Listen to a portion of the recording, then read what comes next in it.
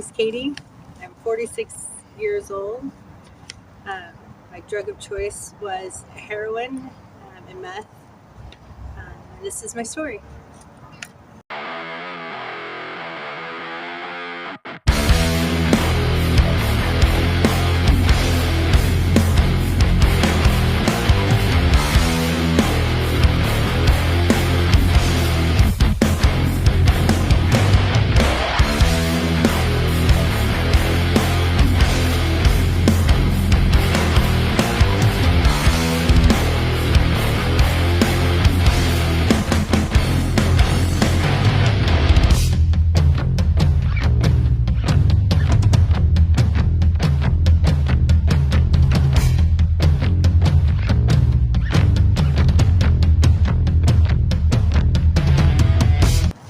So I was raised, because there's no better word to say, by my mom and my stepdad, who were drug addicts.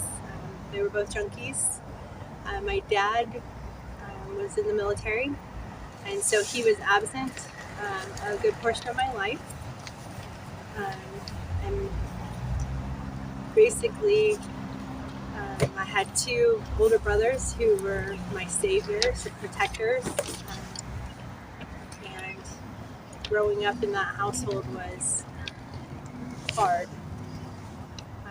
Being raised by drug addicts meant not having a home most of the time. And then the home that you did have would be taken away because of drugs.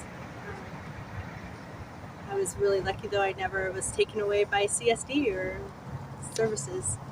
Nobody cared enough back in the 80s. I grew up in Hood River.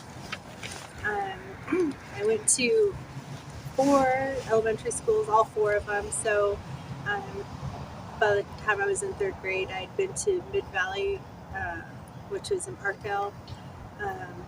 West Side, which is where I spent most of my time, May Street School, and Cascade Blocks.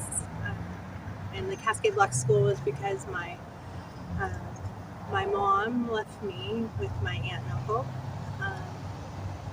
who eventually were going to adopt me, but that didn't work out. And so I spent a lot of time with other people, my grandparents especially.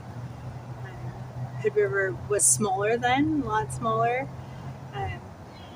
and the grade schools were a lot smaller. They're not like they are now. But I spent all of my, from 2nd grade through high school in Hood River West Side first, Hood River Middle School second, and then Hood River Valley High School until I dropped out because I got pregnant. My first memory of using drugs was marijuana. When I was 8 years old, my mom used to smoke pot with us and around us. I think mainly to get us to go to sleep, and I think in her weird way she thought it was hilarious to watch us be stoned. I don't know. So by the time I was 11, I was smoking marijuana every single day. When I was 11, I also started with methamphetamines. Back then they called it not meth, they called it crank. And it was kind of like our parents would take us to parties, and I think, I don't know, I'm a parent, so I can't imagine doing this with my kids, but we had babysitters that would give us pills that later in life I discovered were called cross tops. So they would keep us awake and keep us going, or they would give us marijuana so we would fall asleep. I even had a babysitter that looked like Billy Idol that I remember giving me liquor to get me to go to sleep. So in my house, in our house, I should say, you knew drugs were bad because they had DARE, right? Drug abuse resistance education. So, and you knew like doing drugs was bad, but when you have parents that's all they do,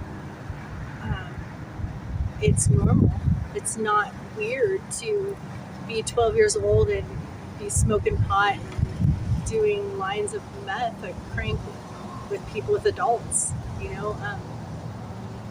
I think that as I got older, I realized that I didn't have a choice as a kid. And so the drugs that I did because it was the normal thing to do. Everybody I knew did drugs. But when I became an adult, I discovered that I did the drugs because it was easier to hide the pain. Like, I didn't have to deal with the feelings that were coming up because you just get loaded and it don't matter. Nothing matters. It was a natural progression for me to go from marijuana to meth, and I did a lot of acid and mushrooms. I would do anything that you would give me. I didn't care. And then finally, meth wasn't enough, snorting it, so I started smoking it and snorting it, and then that became not enough, and so I became an IV drug user when I was 17. And then eventually that high wasn't enough, and I switched to heroin, which was the best drug I'd ever done in my life. It took away everything, even the intrusive thoughts. It made your physical pain, your mental pain go away, and it was the downfall of my life. It was bad. So, because of my childhood, being raised by drug addicts leads to a lot of different things, a lot of different styles of abuse, and for a female, more so I would say than boys, but not excluding boys, was a devastating kind of abuse, which in turn made me not want to have relationships. I was a teenager and fell in love with boys, at the drop of a hat, like everybody else does. But I was crazy. I was a full-blown drug addict at 15 years old, and there was no 15-year-old boy that could handle that. So I found myself dating a lot of older guys, 19, 20, 22, and that was bad because they were all drug addicts too. And when you're mentally stunted from a decade of drugs at 17 years old, you can't have any kind of meaningful relationships. Even my friendships, my best friends were all drug addicts. And so drugs are not conducive to meaningful relationships in any way. I ended up getting pregnant and dropping out of school my senior year. Having my daughter was the love of my life. And ended up getting pregnant by some guy I didn't even know his name, honestly. Had met him at a party, had sex, and got pregnant. And I learned his name because I lived in a small town on the Oregon coast by meeting his sister, who checked me out at the grocery store. And ended up having a wonderful relationship with her, which getting pregnant actually was the first time I ever got sober, which was awesome. But I did learn that getting sober and staying sober are two different things. So I got sober for the first time in my life when I was almost 19. So I got pregnant with my daughter, and didn't learn anything about why I had been loaded, why I did drugs, why I chose to do drugs. I learned nothing. It was all just stopping because I was pregnant. But as soon as she was born, I went right back to smoking pot and drinking, but not any hard drugs. I stayed sober for 2 years. And then my mom died tragically in a car accident. At that point, when I got pregnant, my mom actually ended up being the biggest support system I had. She got sober too. Mackenzie was her first grandchild and the only grandchild she ever lived to see. She's a bunch now, but and she got sober and we stayed sober together, and it was great. For the first time in my life, I had a mom. This was what I dreamed of always, right? And I had a beautiful daughter, and I had a great life. But when she died, I didn't know of any other way coping with my feelings except for going right back. And it was a very easy transition. I went right back to where I had stopped. There was no building back up to being a drug addict. I just went straight back to the needle, straight back. And my life quickly unraveled. I was lucky because my dad had gotten out of the Navy some years before that, and he moved to the Oregon coast, and he helped me with my daughter, and he watched me unravel my life.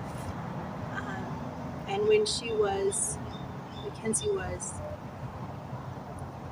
4, she went to live with him because I could no longer take care of her. I had met my son's biological dad, who is now deceased. He died of a fentanyl overdose about 2 years ago. I met him, and chaos ensued. He was very not so nice. He was nice, but he wasn't nice to me. He was nice to everybody else. And I knew at that point that I had to do something with Kenzie, so I asked my dad to help with her, and he did. He became her foster parent and took care of her. She lived with him for 8 months. But that whole time, for 2.5 years, I was just a mess. I actually, after my mom died, that was a big deal for me. My dad was diagnosed with cancer, and I spent a lot of my childhood with my grandparents. I had wonderful grandparents on both sides of my family. And then I didn't really get much loss,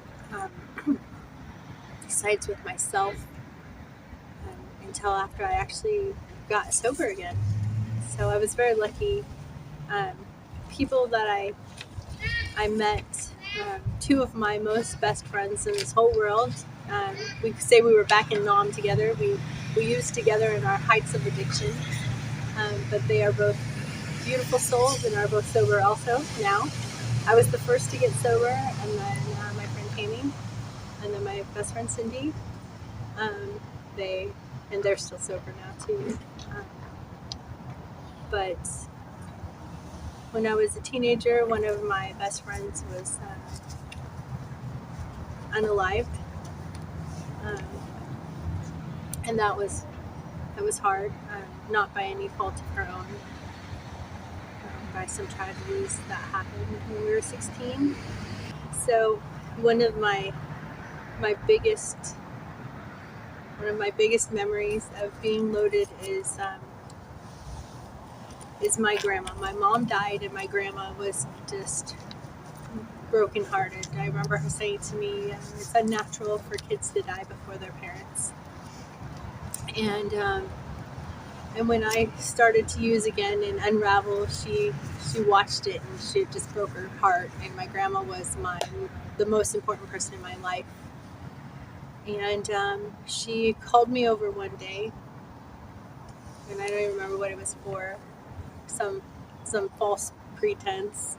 And when I got there, she sat me down and told me how much she loved me, and told me that from that day forward, she was going to mourn my death, and that she didn't want me to come to her house, and she didn't want to see me. And it wasn't that she didn't love me, but she couldn't stand the thought of the cops knocking on her door one day telling her I was dead like they did with my mom. And so she was going to choose to let me go. And she was going to mourn my death and say goodbye to me, because that was her terms. And I remember her crying, which my grandma was a very stout Polish woman who was very loving, but I'd never had really seen her cry besides when my mom died, and then when her husband died was my grandpa. And so that broke me, and I remember thinking to myself, like, what am I going to do if I don't have her? Because she's always been the constant in my life. And she packed me up like a sack lunch and sent me on my way because I was homeless at the time. We were squatting. I was with my son Wyatt's biological dad, and we were squatting in a house, just doing drugs and being losers. And I remember thinking on that day, I'm gonna change my life. And about a week later, I overdosed for the first time. My son's biological dad gave me Narcan, and I came to. And I remember very little of that. That was the first experience I had of that. About 3 months later, I was sitting in the bathroom getting ready to do a dope. That's what we got, a shoot up, right? And I remember crying and saying, please God, just let me die. Like I had my brothers. I get emotional because I love them. They wouldn't talk to me. My dad had my daughter, and he wouldn't let me see her, which thank God, because I was a mess. And now hindsight, right? My grandma had walked away from me. My mom was dead. I had friends, but they were all drug addicts too. So, and the most unusual person became someone who was great to me, and her name was Michelle Bella, and she was a CPS worker, and she never gave up on me. When everybody else did, she just kept telling me that I could do this, and I was gonna be fine. So as I sat in the bathroom, I was like, just let me die, God, just let me die. And he didn't, of course. But later that night, I overdosed for the second time.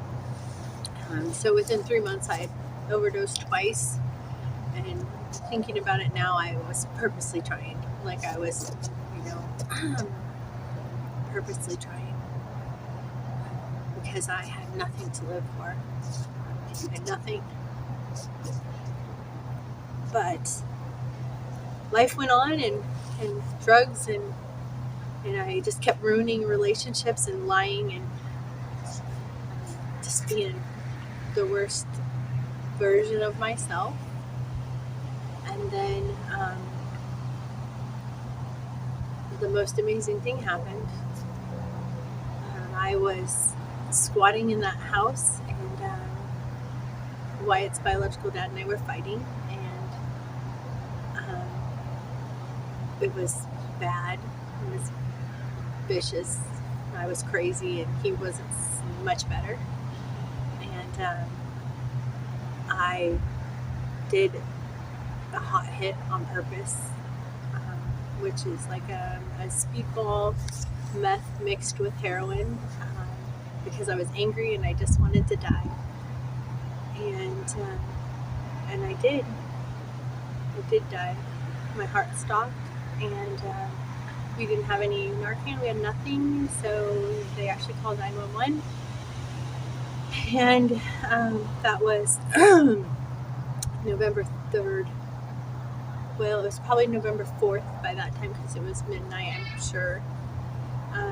And I remember opening my eyes and being in the back of an ambulance and looking at somebody's face, a man's face, And I remember him telling me, you just gotta hold on. And then I was asleep again. And then I woke up in Reedsport Hospital. And the first thing that I remember was a nurse telling me that it was going to be okay and not to worry because my baby was going to be fine.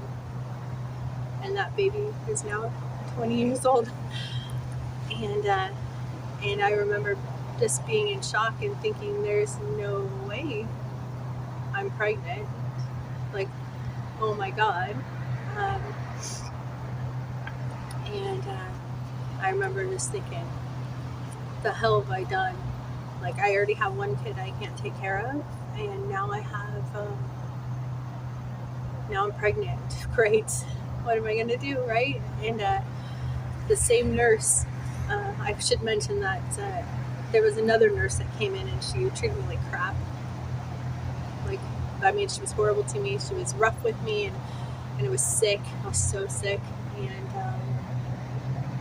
she was horrible to me. And this other nurse was a younger nurse, and she was lovely. And I just cried a lot. And she came in and she said, I'll see you tomorrow. Don't worry, everything's going to be fine. And she gave me some candy. And the next day she came to me with a red notebook. And she said, life's going to be hard. And she was an alcoholic.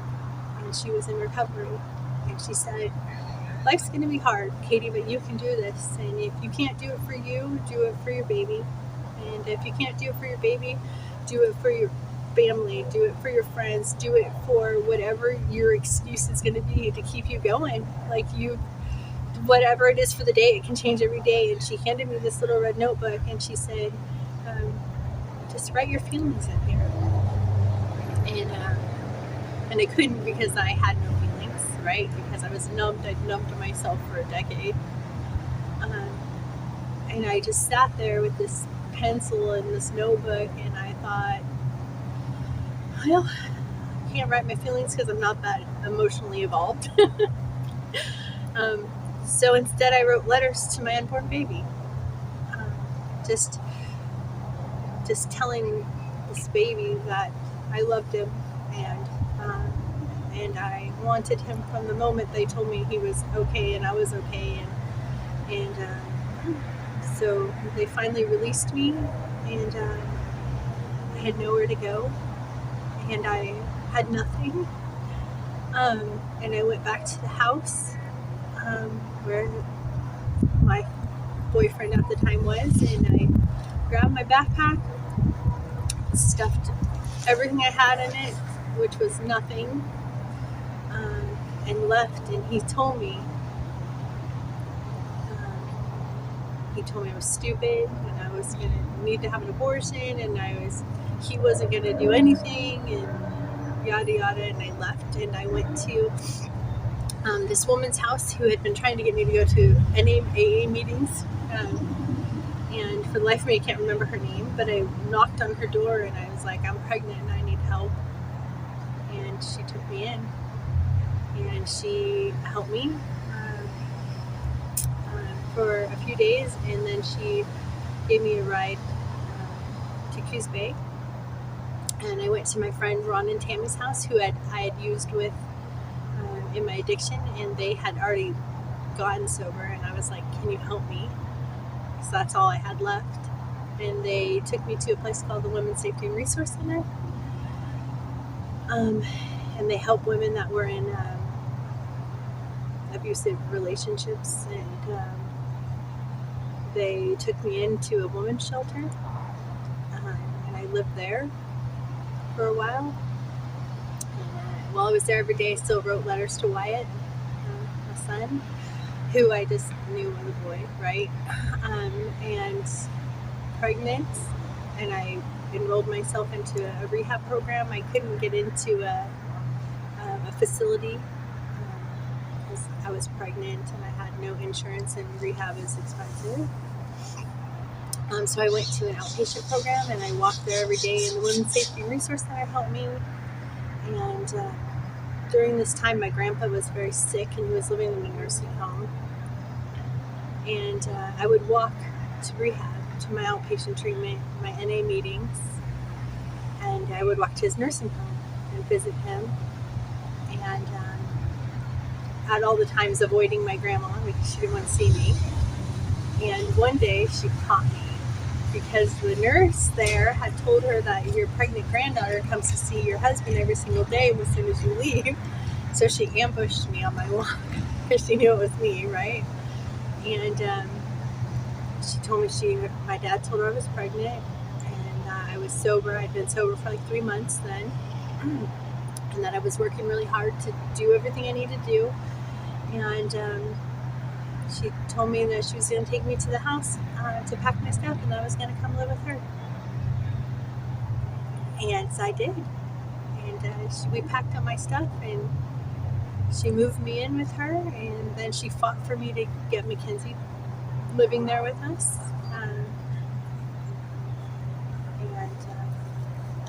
She was my driving force. She's actually the reason that I got a GED, and I ended up going to college. I have a bachelor's degree. And my grandma actually passed away before she got to see me graduate from college. And that was the time that I knew that I was going to be okay. Because she was my world. She was my best friend. I still mourn her, and it's been since 2013, and I still miss her every single day. But at that point, when she died, I didn't go back to doing drugs. I had her little voice in my head, and instead of doing drugs, I went to meetings, and I sought out counseling, and I put all my efforts into making her proud. I learned ways to cope and ways to deal with my sadness and the life that I had had as a child that led me to being, a 25-year-old addict. And shortly after that, my dad died, which was another big blow, and I still stayed sober. I ended up moving from this little town on the coast, which I had a great life, to bring my dad home to Hood River, to the Dalles, so he could be with his family when he passed away, his brothers and sisters, because we lived 5 hours away. Started my life over here, made my kids move away from everything, ended up being the best choice of my life. It really was great, and I have been sober from my drug of choice since November 4th, 2004. The day I found out. And I'll tell you, when my son turned 18 years old, I still had that little red notebook that I had been writing in for 18 years, letters to him, and I gave it to him on his 18th birthday. The morning I went in and told him happy birthday, and gave him his book. That book that saved my life, to the baby that saved my life, who saved his sister's life. No clue. And I, as a kid, never knew my parents loved me. It was a big, as I learned to figure out who I was as an adult through therapy and recovery, it was a driving force to my addiction, right? Searching, filling that void. And I just remember thinking, I never want my kids to not know that I love them. And that book was Wyatt's Way. And with Mackenzie, I have regret because Wyatt's never seen me on drugs.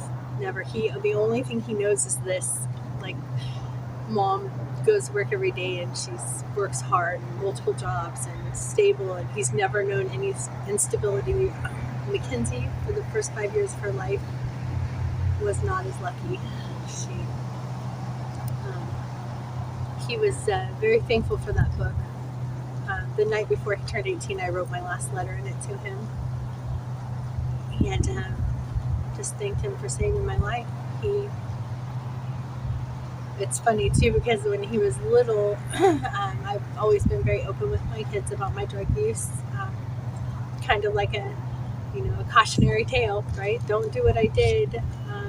And I've always been open with them, and they've always known, and Wyatt's always known his story, because since he was just a little baby in my arms, I told him the story about how he saved my life.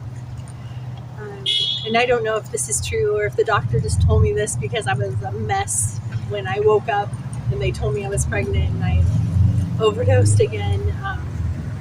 But he told me that the reason my heart kept beating was because Wyatt's heart was beating. He was pumping blood through my body. And I don't know, because I'm not a doctor, and I never looked it up because I want to believe that it's true. and so yeah, 20 years later, I'll be 21 this year. I'm still sober. I'm still learning about all the things in life, and I still literally take one day at a time. Literally.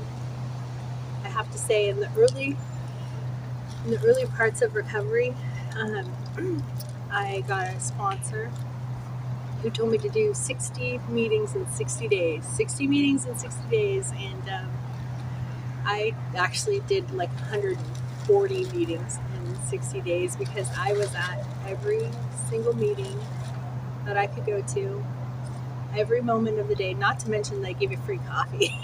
And there's usually snacks. And I was pregnant, but also because it was the only place that I felt normal. Like, I wasn't the freak show, the sideshow, the odd one out. I was just like everybody else in that room. And there were people that had way worse stories, and people that had not as bad as stories. The first time in my life I felt normal. It's a great feeling. So for the first, because I should say, I never had, it's odd enough, even though I smoked a lot of marijuana and I did drink alcohol, they were always things that I could just give up and walk away from. I never had like a really bad, it was never my drive for those things. But in recovery, I abstained from those 100%. I abstain from alcohol now just because I'm married and my husband is a recovering alcoholic, and I love him, so I don't drink because I love him. I drink away from him, like socially, like so I've been very lucky. But for the first 10 years of my sobriety, I did not choose alcohol. I tried one time, and the first thing I thought of was, I wonder if I can find some dope. And I knew at that point I could not drink because it led me to make bad choices. I was impaired. So for a decade I didn't. After that, I would drink socially, like we'd go out to dinner with our friends and I would have a beer, probably not finish the whole beer, but I never drank to the point of intoxication because I didn't trust myself. So now, fast forward, I rarely ever drink. I do drink alcohol, but I rarely ever drink alcohol. And I'm married, which is something I never thought I would have. I have a very patient and kind husband who knows my story, and he knows what my life has been through, so he is accepting of my baggage, and he's very goes to therapy with me to help me and to help him learn, right? I have to say that my life now, I am blessed. I am so lucky. I never thought that I would have the life that I have now. I never thought I'd have a husband who loved and cared about me. I never thought that I would be financially stable. I live in my best life. but I have to say that the drugs and the wild, crazy life that I had while I was on drugs made it really hard for me to have any kind of relationships because I didn't.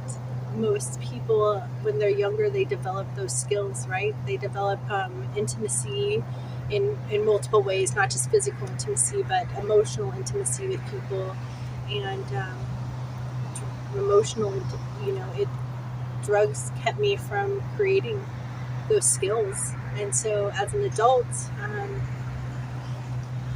when I met my husband, I didn't have those skills.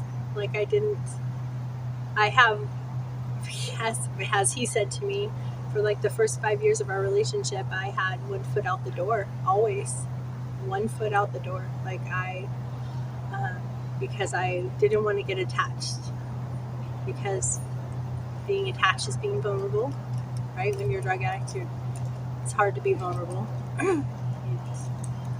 So I was stunted a lot of ways emotionally. Not to mention like the actual physical effects of drugs on your brains stunt you. Like at 25 years old when I got sober, I'm 46 now. I was really back being a 16-year-old kid, like mentally in my mind, dealing with adulting, which is hard. Even on the best situations, adulting is super hard, right? Like even when you have, like my husband had like this wonderful childhood, a wonderful family. My father-in-law is like the most epic man in the world.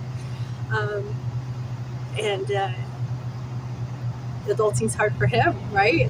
So when you are stunted and you don't have parents, and you like raise yourself like a wild wolf, and you depend on your brothers who are already stunted.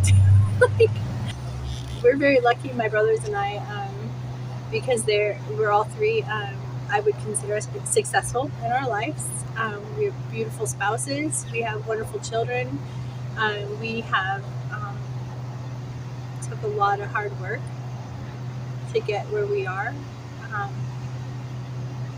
And I'm so proud of them and thankful for them, because I can only imagine what my life would be like if they hadn't protected me for so many years. I mean, it was real. I mean, we lived in cars, and in 2014, this is a silly story, but I'm going to say it anyways. In 2014, I worked at State Farm, which I still work at today. But my brother came in, my oldest brother Ken came in, and we were having a conversation about how much I love camping. So I'm an avid camper. I like being out in the wilderness. I love it. It's my jam. And I was like, the one thing that I have to say about Jim and Juanita, it's my mom and my stepdad, is, at least they instilled this love of camping in me, right? Like it's my best childhood memory, right?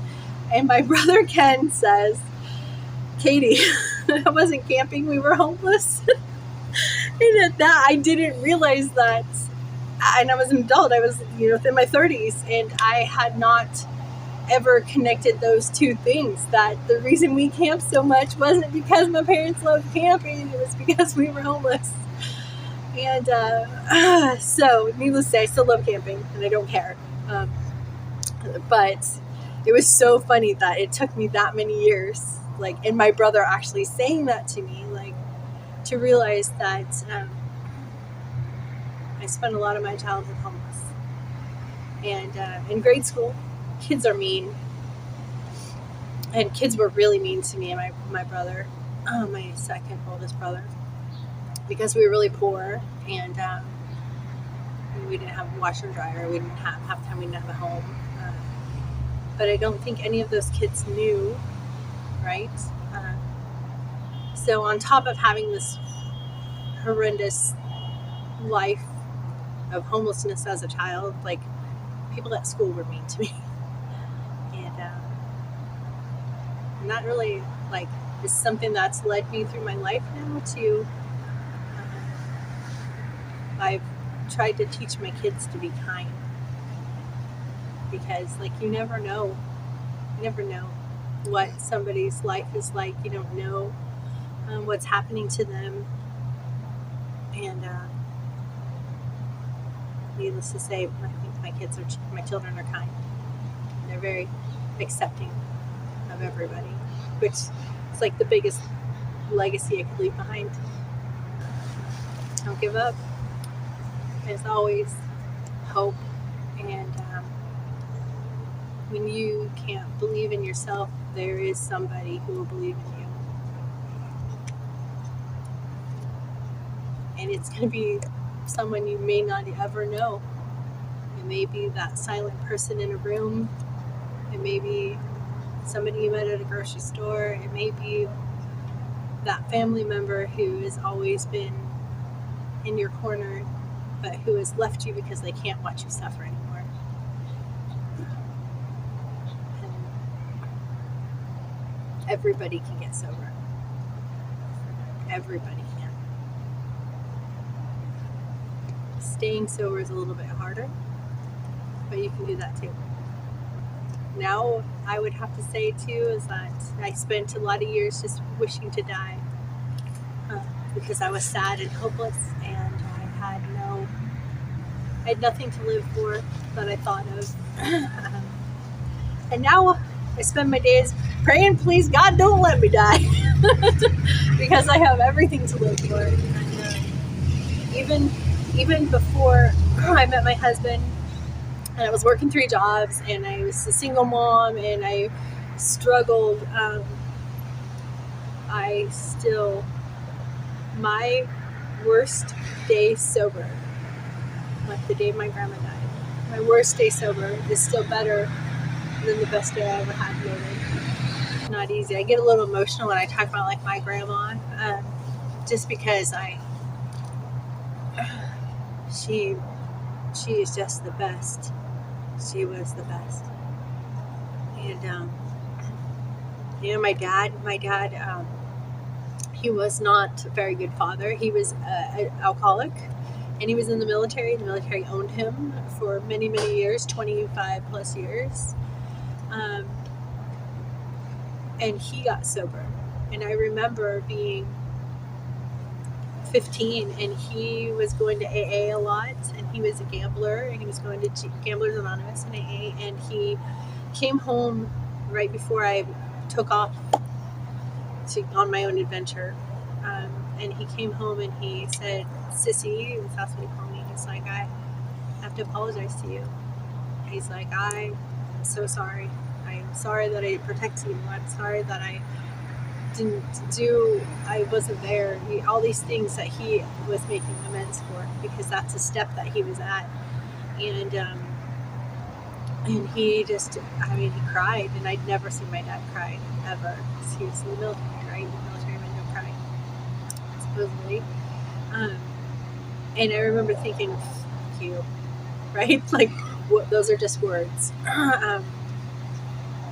But when I needed him the most, when I got pregnant with my daughter, and I was just a kid, and I had no idea of what I was going to do, and I was a mess. He moved to the coast. He picked up and left Hood River his whole life and moved to the coast, and he was the best grandpa in the whole world. You ask my kids, he apologized to me again. I was 27 years old, and he thanked me for giving him another chance to be a better person, to be a grandparent, to be a dad. And he was the best dad in the whole world.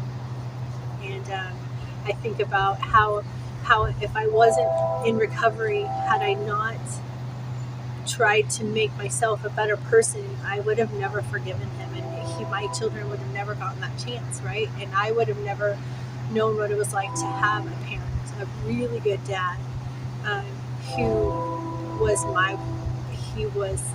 dependable and strong and useful and helpful, and as a single mom, I needed that. And recovery led him to be the best person who he was, who he could be. And recovery led me to be able to forgive him and be the best person I can be. And it's very sad for me that when my parents got sober, they died. I just finally, I got my mom for 2 years, and she was a wonderful grandma, and she was trying to be the best person she could be being sober, and she died in a car accident, actually. And then my dad, I got him for a little bit longer. I got him for about, I think Kenzie was 15 when my dad died. So I got him for about 15 years as a wonderful parent. And he died of cancer. But, recovery for me isn't just about being sober or staying sober, or it's about all the opportunity that it affords me to not just be a good person, to be the best version of myself, but also to forgive the people in my life that weren't always the best versions of themselves. Like my 2 best friends, they're wonderful and they're sober, and I never thought they'd get sober. I thought I was going to lose them forever, and they are wonderful. They're grandparents now. They're wonderful parents.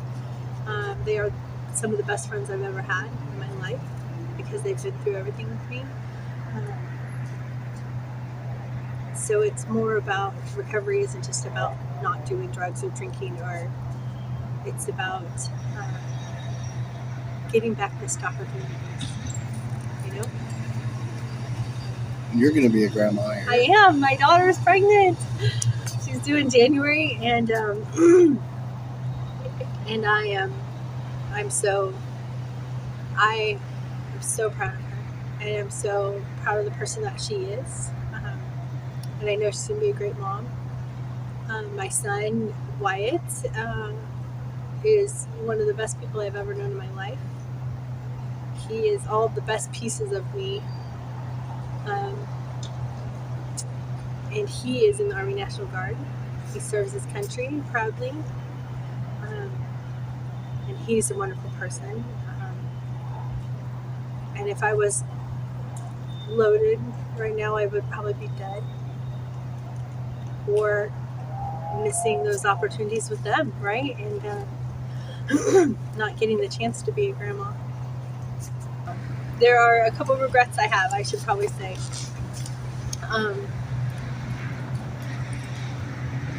I have some everlasting, I've forgiven myself a lot for, like with Mackenzie, but I do have that everlasting mom guilt, right? For her having to see me at my worst. Luckily she was little and I don't think she remembers a lot of it, but I do know that she remembers some of it, and it's the trauma and the PTSD that I've given her from that is a huge regret in my life. And another everlasting, I have my teeth. Like I have 3 missing teeth, and it's embarrassing to me, and it's from drug use. So that's a big deal. And just the fact that I can't go and have like a surgery without having a panic attack because of the drugs that they give me. It's a huge deal in my life.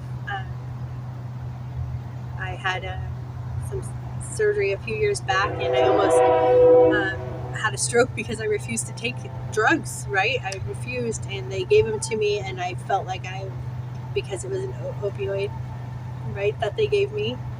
And I was so deathly terrified that it was going to cause me to relapse and it was going to ruin my sobriety.